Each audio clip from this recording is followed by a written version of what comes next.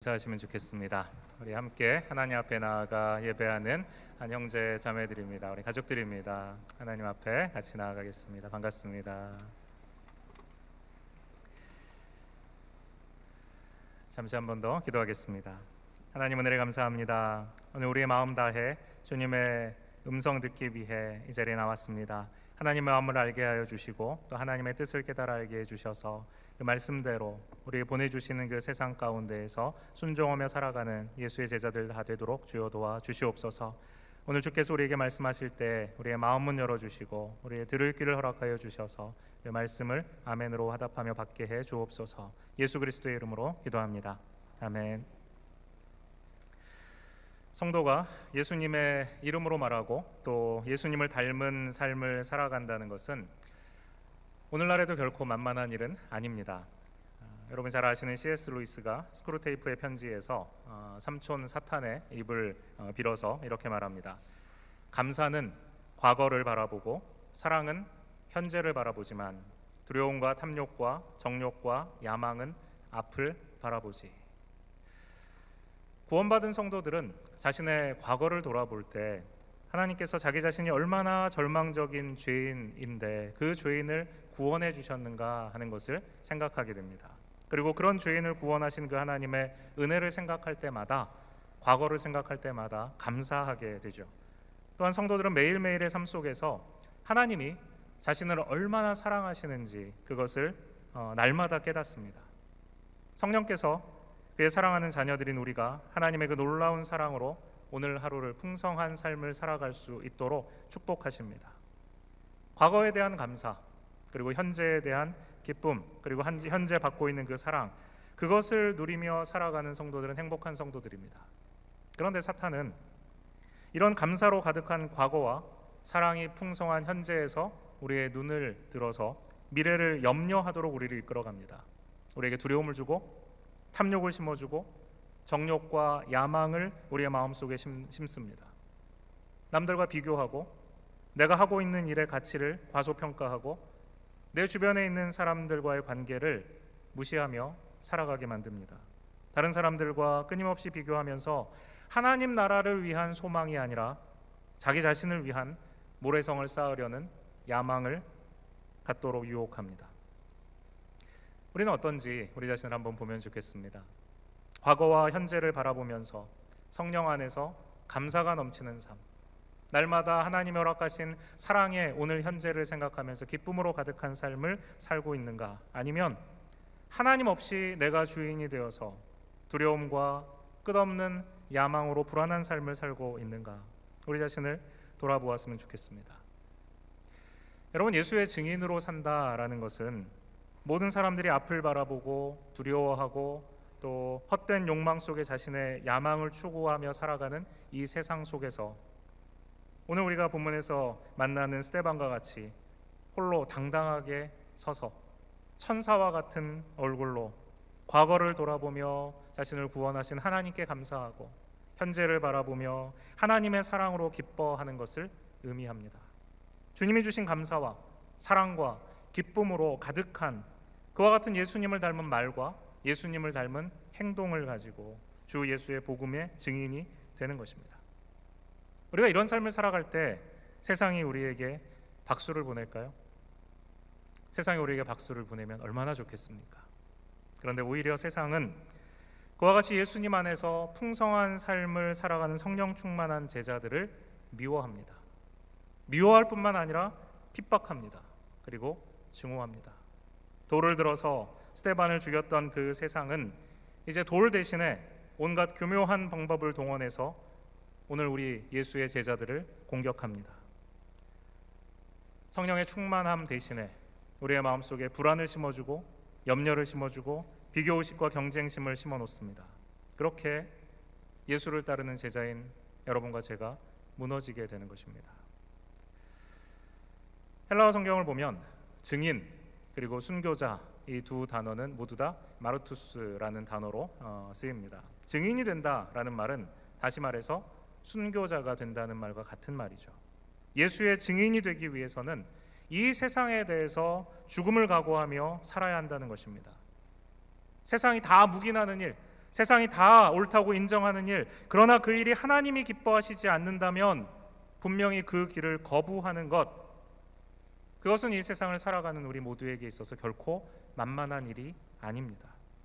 더군다나 그와 같은 영원한 죽음을 향해서 걸어가는 세상의 사람들에게 그 길에서 돌이켜서 예수님께로 돌아오라 라고 말하는 바로 그 순간 세상은 그 예수의 증인을 가만두지 않는 것입니다. 그를 조롱하고 그를 핍박하고 온갖 방법으로 그를 순교의 자리로 몰아갑니다. 오늘 말씀 속에서 하나님은 우리에게 질문을 하십니다. 여러분과 저는, 우리는 예수 그리스도의 증인으로 살아가다가 이와 같은 죽음의 자리, 순교의 자리로 나아갈 각오가 되어 있는가라는 것입니다. 오늘 우리가 본문에서 만나는 이 스데반의 순교는 우리에게 이 세상을 어떤 방식으로 살아갈 것인지를 오늘 예수의 제자인 우리들에게 가르쳐주고 있습니다. 순교자, 즉 증인으로 살아갈 때 우리가 기대해야 되는 것은 무엇인가 하는 것입니다. 오늘 우리가 이 땅에서 순교자의 삶, 다른 말로 증인의 삶, 또 다른 말로 하면 예수님을 닮은 말과 행동과 삶을 살아가는 그와 같은 삶을 살아가려고 할 때 우리는 최소한 두 가지를 기대해야 합니다. 첫 번째는 세상은 우리를 확실하게 미워하게 될 것이라는 것입니다. 세상은 우리를 반드시 미워합니다. 두 번째로 예수님은 반면에 그런 우리를 예수의 증인되고 예수를 닮은 삶을 살기 위해 죽음까지 가고 살아가는 우리를 예수님은 기뻐하시고 응원하신다라는 것입니다. 오늘 그 이야기를 본문을 중심으로 나누어 보려고 합니다. 첫 번째는 세상은 예수를 닮은 제자가 예수 닮은 삶으로 예수를 증거할 때 그를 미워한다라는 바로 이 사실입니다. 지난주에 우리가 살펴본 것처럼 스데반은 그의 주님 대신 예수님을 닮은 사람이었습니다. 예수의 모방자로 살았던 사람입니다. 그의 태도가 예수님을 닮았고 그의 말이 그의 주님이신 예수님을 그대로 빼다 박았습니다. 그렇기에 스데반은 그 죽음조차도 예수님과 닮아 있습니다. 증거가 있습니다. 스데반이 돌에 맞아 죽어가면서 뭐라고 얘기합니까? 주 예수여, 내 영혼을 받으시옵소서라고 말하죠. 예수님께서 십자가에 달려 죽임당하실 때 하신 말씀이 바로 이것입니다. 아버지, 내 영혼을 아버지 손에 부탁합니다. 스데반의 마지막 말과 예수님의 마지막 말이 닮아 있죠.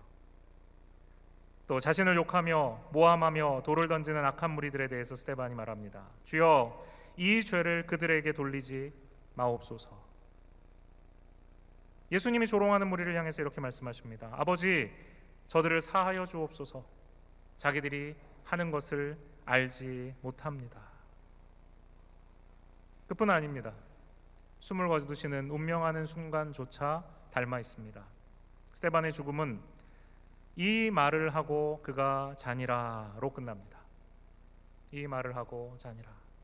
예수님의 죽음도 이 말씀을 하신 후 숨지시니라 라는 말씀으로 마쳐집니다.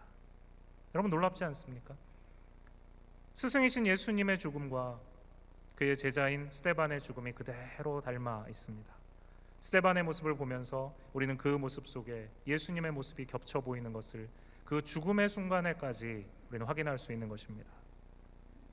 지난주에 우리는 스데반이 예수님의 모방자로 그의 태도에서 예수님을 닮았고 그의 말에서 예수님을 닮았다라는 사실을 배웠습니다.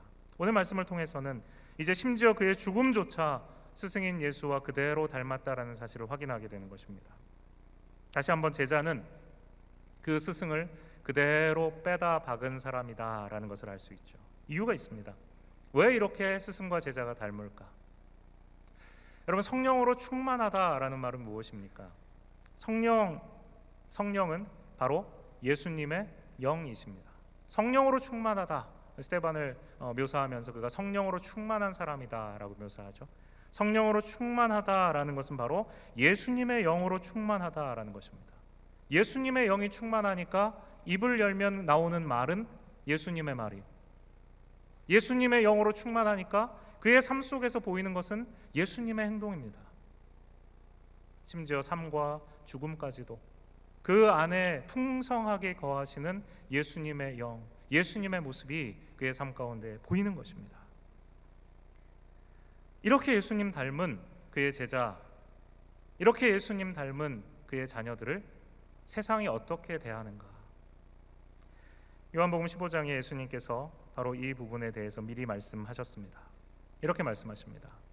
세상이 너희를 미워하면, 세상이 너희를 미워하면 너희보다 먼저 나를 미워한 것을 알라. 예수님으로 충만한 사람, 예수님의 영으로 충만한 바로 그의 제자들이 이 세상을 살아갈 때 세상이 그를 미워하게 되어 있다라는 것입니다. 그리고 그와 같은 미움을 받을 때 너희를 미워하는 것이 아니라 너희 안에 함께 있는 나를 미워하는 것이다 라고 예수님 미리 말씀하신 것이죠. 세상은 예수님을 미워했습니다. 그를 십자가에 달아서 처참하게 죽이기까지 그를 미워했습니다. 그렇기 때문에 예수님의 영으로 충만해서 예수님을 꼭 닮은 말과 행동을 하고 그와 같은 삶을 살아가는 제자들을 세상이 미워하는 것이 당연하다는 것이죠. 우리는 세상에 속한 자가 아니라 하나님께서 세상으로부터 우리를 구원하셔서 택하셔서 불러내신 하나님의 백성이기 때문에, 하나님께 속한 자들이기 때문에 세상이 예수님을 미워하듯이 이제는 우리를 미워한다는 말입니다. 그런 이유에서 스데반은 세상에 미움을 당했습니다. 어느 정도로 미움을 당했는가? 7장 54절에 이렇게 말하죠. 그들이 이 말을 듣고, 성경에서 예수님에 관해서 말씀하시는 그 모든 내용을 풀어서 설명하는 스데반의 이 말을 듣고 마음에 찔려 그를 향하여 이를 갈거늘 이라고 되어 있죠. 이를 갈았다. 여러분, 누가 여러분을 보면서 이를 갈면서 여러분을 미워하는 거 경험해 보신 적 있습니까? 끔찍하죠. 이를 갈면서 누가 나를 미워한다. 여기서 이 이를 간다라는 것은 사람을 죽일 만큼 크게 격분하고 증오했다는 것을 의미합니다. 그만큼 세상은 예수님을 닮은 그의 제자들을 이를 갈 정도로 미워한다는 것입니다. 그리고 이 세상은 그렇게 예수님을 미워하고 스데반을 미워해서 예수님을 죽이고 스데반을 죽였듯이 오늘 성령, 예수의 영으로 충만해서 예수님처럼 말하고 예수님처럼 행동하고 예수님처럼 삶과 죽음을 선택하는 자들을, 바로 그의 제자들을 미워합니다. 그냥 미워하는 정도가 아니라 죽이고 싶도록 이를 갈며 미워합니다. 예수의 증인은, 다시 말하지만 예수를 위해 기꺼이 목숨을 내어놓을 수 있는 순교를 각오하는 사람입니다. 적당히 한 발은 세상에, 한 발은 교회에 걸치는 삶을 살아가는 사람이 아닙니다. 겉으로는 주일 예배에 나올 수도 있고, 겉으로는 어느 정도 봉사도 할 수 있고, 겉으로는 나는 그리스도인이다, 나는 레이블을 붙이고 살아갈 수도 있습니다. 그런데 그렇게 한 발을 교회에 걸친 채 한 발은 세상이 원하는 방식대로 살아가는 사람, 그와 같은 사람은 예수의 증인이 아니라는 것입니다. 그와 같은 사람은 세상에 미움받지 않습니다. 세상에 미움받는 길을 걸어갈 리가 없죠. 그런 일은 결코 일어나지 않습니다. 예수의 영, 성령으로 충만한 그리스도인은 세상의 인정과 칭찬을 구하는 사람이 아니라 오직 그 주인 되신 예수님의 인정만을 구하는 사람들입니다. 이런 사람들은 세상의 눈치를 보지 않습니다. 당당하게 어깨를 펴고 돌이 날라와도, 억울한 일을 당하고 욕을 먹어도 오히려 주님 때문에 고난당하는 것을 기쁨으로 여기는 사람들, 바로 그가 예수님을 닮은 제자입니다. 사도행전 5장에 보면 베드로와 요한이 공회에 불려갑니다.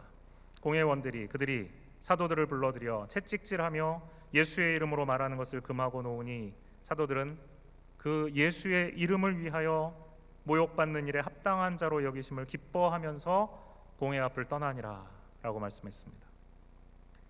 세상의 방식대로 살아가는 것을 거부하고 복음의 방식으로 살아가기로 결단할 때, 그런 삶을 실제 살아가는 사람들, 그들은 세상의 미움을 받는다는 것입니다. 그리고 이 세상이 주는 그 핍박을 겸하여 받을 것이라고 말씀하십니다. 그러나 그와 같은 세상이 주는 가시면류관, 세상이 우리에게 억지로 씌우는 그 가시면류관은 오히려 성령 충만한 예수 닮은 제자들에게는 장차 우리에게 영광의 면류관이 약속되어 있다는 확실한 보증이 되어지는 것입니다. 가시면류관을 쓰기를 거부하는 자는 장차 우리 앞에 놓여 있는 영광의 면류관도 거부하는 것입니다. 여러분은 제자입니까? 여러분은 예수 그리스도가 여러분의 주인이십니까? 예수님의 말이 여러분의 입에서 나오고 예수님을 닮은 행동이 여러분의 삶을 통해서 나오고 있습니까? 세상 속에서 예수의 증인으로 살아간다면 세상이 우리에게 세상이 준비한 가시면류관, 고난의 면류관을 씌워줄 것을 기대하십시오. 그리고 그것을 이상하게 여기지 말고 오히려 기뻐하며 사도들처럼 감사하십시오. 오히려 우리가 이상하게 여겨야 될 것은 도대체 왜 내가 세상의 미움을 받지 않는가 하는 것입니다. 세상의 기준, 세상의 가치관에 나도 모르게 오염되어서 예수님의 모습을 나의 말과 행동 속에, 나의 삶 속에 찾아볼 수 없기 때문에 세상이 나에게 가시면류관을 주지 않는 것은 아닌지 우리 자신을 돌아보아야 합니다. 만약에 그렇다면 우리는 즉시 다시 우리 삶 전체를 주님의 발 앞에 내어드려야 합니다. 그렇지 않다면 우리에게 약속된 영광의 면류관은 결코 우리의 것이 아니기 때문에 그렇습니다. 그렇게 살아가는 삶은 결코 십자가의 보혈에 구원받은 감사와 그 사랑으로 살아가는 사람의 삶이 아닙니다. 우리가 바라는 것은 다만 이 생만이 아닙니다. 우리에게 영원한 하나님 나라가 약속되어 있다라는 그 사실, 우리에게 약속되어 있는 영광의 면류관이 있다는 그 사실을 우리의 머리를 찌르는 가시면류관의 고통 때문에 잊어버리지 아니하시는 우리 모든 성도들이 되시기를 부탁합니다. 두 번째는 예수님께서는 세상으로부터 우리가 미움받고 핍박당할 때 바로 그 순간에 우리를 기뻐하시고 바로 그 순간에 우리를 응원하고 계시다라는 것입니다. 우리 주님이 우리가 고통당할 때, 우리가 가시면류관 쓰고 피 흘릴 때 팔짱 끼며 앉아서 구경하시는 분이 아니시라는 것입니다. 스데반이 성령에 충만해서 하늘을 올려다봅니다. 우리가 이 본문 말씀 한번 읽어봤으면 좋겠습니다. 55절과 56절 말씀 우리 한번 한 목소리로 같이 읽어보겠습니다. 55절, 56절 시작. 스데반이 성령 충만하여 하늘을 우러러 주목하여 하나님의 영광과 및 예수께서 하나님 우편에 서신 것을 보고 말하되 보라 하늘이 열리고 인자가 하나님 우편에 서신 것을 보노라 한데, 우리가 믿는 것처럼 예수님은 십자가에 달려 죽으신 지 3일 만에 부활하셨습니다. 그리고 제자들이 보는 눈 앞에서 하나님께서 그를 높이 들어서 그를 영화롭게 하셨습니다. 하늘로 올리셨습니다. 성경에서 주님은 보통 하나님의 보좌 우편에 앉아 계신 분으로 묘사가 됩니다. 그런데 오늘 우리가 읽은 본문을 잘 보세요. 스데반이 성령에 충만해서 보고 있는 환상 중에 예수님이 어디에 계신가, 어떤 모습으로 묘사되고 있는가 보세요. 하나님 우편에 서신 것을 보노라 라고 되어 있죠. 앉아 계신 것이 아니라 서 계십니다. 하나님 보좌 우편에 앉아 계신 주님이 아니라 벌떡 일어나서 서 계신 주님. 초대교부인 아우구스티누스가 예수님이 서 계시다라는 이 본문에 대해서 이렇게 설명합니다. 예수님이 하나님 우편에 앉아 계시다라고 말할 때는 예수님이 이 세상을 심판하는 심판자인 것을 의미한다. 반면에 예수님이 서 계신다라고 말할 때는 변호자요 중보자로 우리를 위해 서 계시다라는 것을 의미한다라고 말했습니다.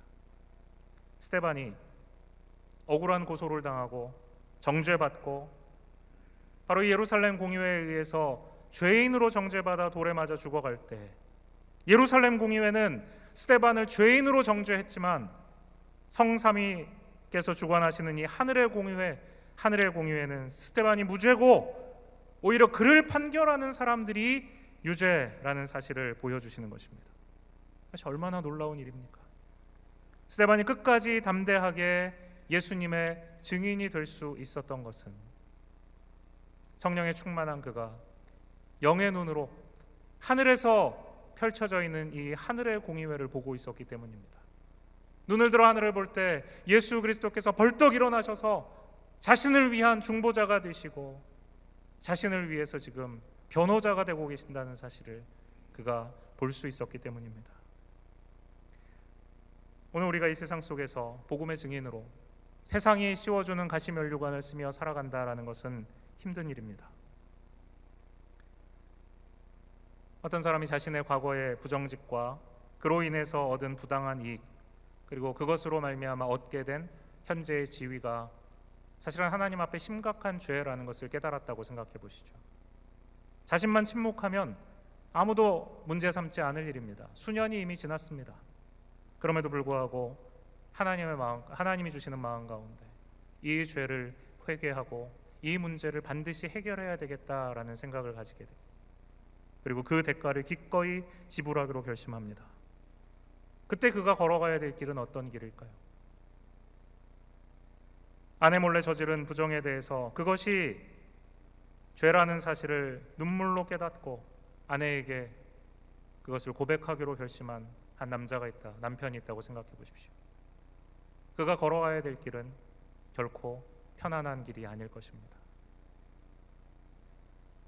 모두가 가는 세상의 길이 아니라 복음의 길을 선택할 때, 세상이 다 타협하며 살아가고 눈만 감으면 그냥 넘어갈 수 있는 문제라고 말할 때 내 안에 계시는 예수의 영이 우리를 가만두지 않으시는 것입니다. 예수님을 닮은 말과 예수님을 닮은 행동과 예수님을 닮은 삶을 살아가도록 주님의 영이 우리를 이끌어 가실 때, 그 순간에 세상이 아무리 우리에게 가시면류관을 씌울지라도 우리는 주님을 바라보며 순교의 길, 순교의 버금가는 그 길을 각오하며 걸어갈 수 있는 것입니다. 바로 이 순간 주님을 위해 복음의 길을 걸어가겠다라고 결심하는 바로 그 순간, 스데반이 성난 무리와 자신에게 날아오는 그 돌들 대신에 그 눈을 들어서 하늘에 계신 예수님을 바라보았던 것을 우리는 기억해야 합니다. 우리는 당장 내가 복음을 따라서 예수를 닮은 말과 행동을 하게 될 때 겪게 될 어려움과 고통을 생각합니다. 그러나 거기에서 눈을 돌려서 하나님 보좌 우편에서 바로 그와 같이 주님을 닮은 주님의 증인으로 순교를 각오하며 살아가는 우리의 삶의 선택을 보시는 우리 주님이 우리를 응원하시며 우리를 박수치시며 우리에게 격려하신다는 사실을 우리는 보아야 합니다. 우리는 혼자 이 길을 걸어가는 것이 아닙니다. 주님이 원하시는 그 길, 주님이 원하시는 그 결단, 주님이 원하시는 그 선택을 하고 발걸음을 옮길 때 주님은 지금도 벌떡 일어서셔서 가만히 앉아서 보실 수가 없어서 우리를 바라보시며 우리를 격려해 주십니다. 죽을 각오를 하고 예수님이 살아계신 나의 주님이시라는 사실을 나의 말과 행동과 나의 모든 삶을 통해서 증거하는 자, 그를 위해서 예수님은 오늘도 하나님 우편에 서 계십니다. 성령 충만한 자는, 예수의 영으로 충만한 자는 바로 이것을 볼 수 있는 사람입니다. 이 세상 가운데 예수의 제자답게 산다라는 것은 죽을 각오하고 살지 않는 이상 불가능한 일입니다. 모두가 다 세상을 경배하며 세상을 주인 삼고 살아갈 때 오직 예수님만이 나의 주님이시고 오직 예수님만이 나에게 참된 삶의 의미를 주실 수 있는 분이라고 고백하며 살아가는 것은 순교의 버금가는 선택입니다. 쉬운 길이 아닙니다. 주님께서는 오늘 이 시간에 여러분과 제가 정말로 이 길을 걸어가고 싶어 하는지 그것을 물어보신다고 생각합니다. 예수 믿으면 구원받고 건강하고 부자 된다라는 것은 사실이 아닙니다. 이것은 오히려 돈의 우상, 물질의 우상인 만몬이 약속하는 것입니다. 예수님께 베드로가 와서 질문을 합니다. 예수님 보십시오. 제자들을 돌아보면서 우리는 모든 것을 다 버리고 예수님 따랐습니다. 그러자 예수님께서 말씀하십니다. 내가 진정으로 너희에게 말한다. 나를 위하여 또 복음을 위하여 집이나 형제나 자매나 어머니나 아버지나 자녀나 논밭을 버린 사람은 지금 이 세상에서는 박해도 받겠지만, 지금 이 세상에서는 박해를 받겠지만 집과 형제와 자매와 어머니와 자녀와 논밭을 100배나 받을 것이고 오는 세상에서는 영원한 생명을 받을 것이다. 우리 주님 말씀하십니다. 모든 것을 다 버리고 주님 따랐습니다 라고 말하는 제자에게 집과 논밭으로 상징되는 물질, 형제, 자매, 부모, 자녀로 상징되는 관계, 물질과 관계, 이 모든 것을 버리고 따르는, 그와 같이 복음을 위해 모든 것을 내어놓고 따라가는 바로 그와 같은 베드로, 예수 그리스도의 제자들, 그와 같은 증인들, 그들에게 예수님이 무엇을 말씀하십니까? 너희가 참 잘했다 말씀하시면서, 격려하시면서, 그러나 너희가 생각해야 될 것이 있다. 세상은 그런 너희를 미워할 것이다. 그런 너희를 핍박할 것이다. 예수의 복음의 가치관으로 살아가려고 할 때 세상은 너희에게 만만한 곳이 되지 않을 것이다. 세상은 너희에게 가시면류관을 씌울 것이다. 그러나 고난받는 길이지만 약속된 것이 있다. 영원한 삶, 영원한 축복, 이 세상에서 감히 누릴 수 없는 것들을, 꿈꿀 수 없는 것들을 하나님께서 너희에게 주실 것이다 라고 예수님이 약속하고 계시는 것입니다. 눈에 보이는 것을 바라며 살아가는 삶이 아니라 예수님이 약속하신 영원한 생명, 영원한 축복을 바라보며 살아가는 사람들이 바로 예수님의 제자입니다. 세상에 대해 죽을 각오를 가지고 살지 않는다면 우리는 예수님께 제자가 될 수 없습니다. 그리고 이런 결심으로 살아가는 자들에게 예수님은 지금도 하나님의 우편에서 벌떡 일어나셔서 우리를 격려하시고 응원하시고 우리 편이 되어주십니다. 주님이 내 편이십니다. 우리 한번 같이 따라해 볼까요? 주님이 내 편이십니다. 이거 놀랍지 않으세요? 주님이 내 편이십니다. 그런 무덤덤한 표정으로 이런 말씀을 하시면 안 됩니다. 주님이 내 편이 되십니다. 주먹을 불끈쥐고 주님이 내 편이 되십니다. 내가 가시면류관 쓰고 이 세상 살아가더라도 주님만 내 편 되시면 됩니다. 이런 배짱으로 주님이 주시는 이 세상을 살아가는 것입니다. 스데반은 성령이 임하여 시작된 이 신약교회의 첫 순교자였습니다. 스데반부터 시작해서 수많은 순교의 피가 뿌려졌습니다. 바로 이 첫 순교자 스데반이 뿌린 그 피 위에 주님의 머리 되셔서 세우신 이 교회가 움트고 자라나서 찬란한 꽃을 피울 수 있었습니다. 그래서 순교자의 피는 소리 없이 흘러도 거기에는 반드시 열매가 있다라고 말합니다. 스데반의 피가 흘러간 바로 그 자리에 복음이 자라나고 열매가 맺혀졌습니다. 그러므로 스데반의 죽음은 하나님이 외면하셔서 버림받은 죽음이 아닙니다. 오히려 하나님께서 스데반을 사랑하셨기 때문에 그의 죽음을 고귀한 제물로 삼아서 그리스도가 머리 되신 교회를 온 세상으로 확장시키시는 놀라운 일을, 영광스러운 일을 이루신 것입니다. 우리 사랑하는 조국교회는 이처럼 예수님의 응원과 격려만 믿고 스데반처럼 자기 목숨을 다 내놓은 순교자들의 피 위에 세워진 교회입니다. 서울에 가면 양화진이라는 곳이 있습니다. 그곳에 선교사 묘지가 있죠. 이곳에 루비 캔드릭 선교사라는 분의 무덤이 있습니다. 루비 레이첼 캔드릭. 1883년 1월 28일에 미국 텍사스에서 출생했습니다. 1905년에 미국 캔사스에서 여자 성경 전문학교를 졸업했어요. 그리고 미국 남침례교 남감리회 선교사로 지원을 했는데 나이가 너무 어리다는 이유로 거절당합니다. 2년을 기다립니다. 그리고 1907년에 9월에 텍사스 남감리회 앱윗 청년회 회원으로서 후원으로서 파송됩니다. 그래서 이제 파송받은 곳이 황해도 개성이었습니다.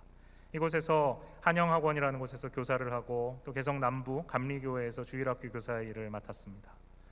그가 이곳에 와서 제일 먼저 한 일은 말을 배우고 또 문화를 배우고 선교를 준비하는 것이었죠. 그런데 불과 1년 만에 1908년 8월 15일에 급성 맹장염에 걸려서 25세의 젊은 나이로 미처 선교의 꽃을 피워보지도 못한 채 하나님의 부르심을 받습니다. 1년 난집 짧은 선교 사역이었지만 이 로비 캔드릭이 준 영향이 엄청납니다.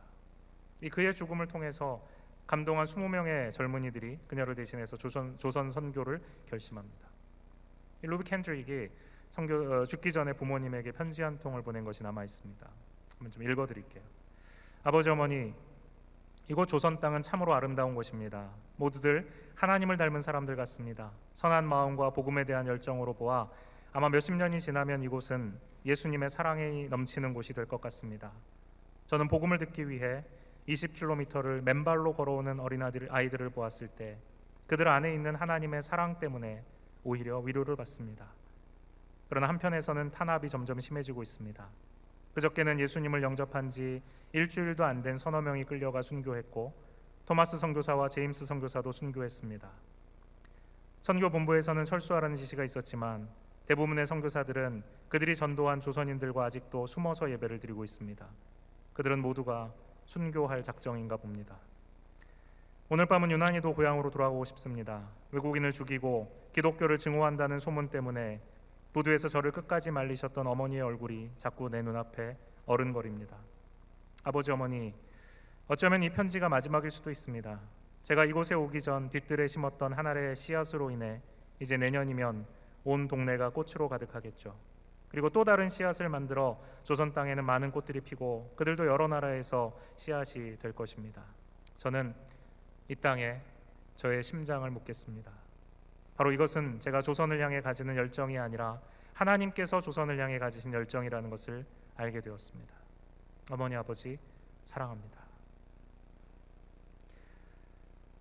25세의 나이에 한국에 선교사로 와서 1년이 채 안 되는 26세 나이에 주님께로 돌아간 루빅 핸드릭의 묘비에, 여러분이 보시는 이 묘비에 이런 글이 적혀 있습니다. If I had 1,000 lives to give, Korea should have them all. 나에게 만약 1,000개의 목숨이 있다면 그 모두를 한국에 주겠습니다.